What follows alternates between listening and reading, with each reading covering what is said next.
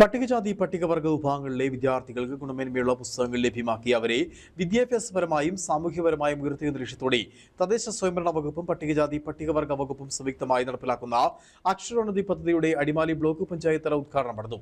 Adimali block panchayat president Mohan Nair പരിപാടിയുടെ ഉദ്ഘാടനം നിർവഹിച്ചു. വായനയിലൂടെ വളർച്ചയിലേക്ക് എന്ന സന്ദേശമുയർത്തിയാണ് തദ്ദേശ സ്വയംഭരണ വകുപ്പും പട്ടികജാതി പട്ടികവർഗ വകുപ്പും സംയുക്തമായി പട്ടികജാതി പട്ടികവർഗ വിഭാഗങ്ങളിലെ വിദ്യാർത്ഥികളെ ലക്ഷ്യം വെച്ച് അക്ഷരോന്നതി പദ്ധതി നടപ്പിലാക്കുന്നത്. പട്ടികജാതി പട്ടികവർഗ വിഭാഗങ്ങളിലെ വിദ്യാർത്ഥികൾക്ക് വായനയ്ക്കായി ഗുണമേന്മയുള്ള പുസ്തകങ്ങൾ ലഭ്യമാക്കി നൽകുക എന്നതാണ് അക്ഷരോന്നതിയുടെ ലക്ഷ്യം. അക്ഷരോന്നതി പദ്ധതിയുടെ അടിമാലി ബ്ലോക്ക് പഞ്ചായത്ത് തല ഉദ്ഘാടനം നടന്നു. അടിമാലി ബ്ലോക്ക് പഞ്ചായത്ത് പ്രസിഡന്റ് മോഹനൻ നായർ പരിപാടിയുടെ ഉദ്ഘാടനം നിർവഹിച്ചു. അവരെ നമ്മുടെ സമൂഹത്തിലെ മറ്റ് ആളുകളെ പോലെ തന്നെ IAS-കാരും IPS-കാരും അതുപോലെ സർക്കാർ ഉദ്യോഗസ്ഥന്മാരും ഒക്കെ ആക്കി മാറ്റിയെടുക്കുന്നതിന് വേണ്ടിയുള്ള സംവിധാനം എന്ന നിലയിൽ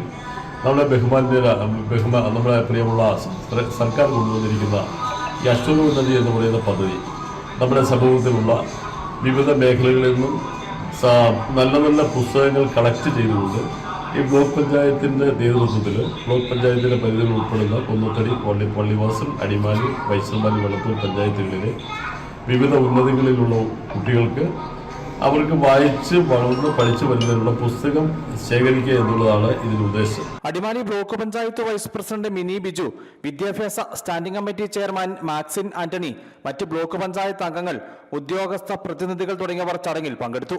പട്ടികജാതി പട്ടികവർഗ വിഭാഗങ്ങളുടെ ഉന്നതികളിലും പഠനമുറികളിലും ഹോസ്റ്റലുകളിലും നിലവിൽ വായനാ സൗകര്യത്തിന്റെയും പുസ്തകങ്ങളുടെയും ലഭ്യത കുറവുണ്ട്. ഇത് പരിഹരിക്കുക എന്ന ലക്ഷ്യമാണ് അക്ഷരോന്നതി പദ്ധതിക്കുള്ളത്. News bureau, Adimali.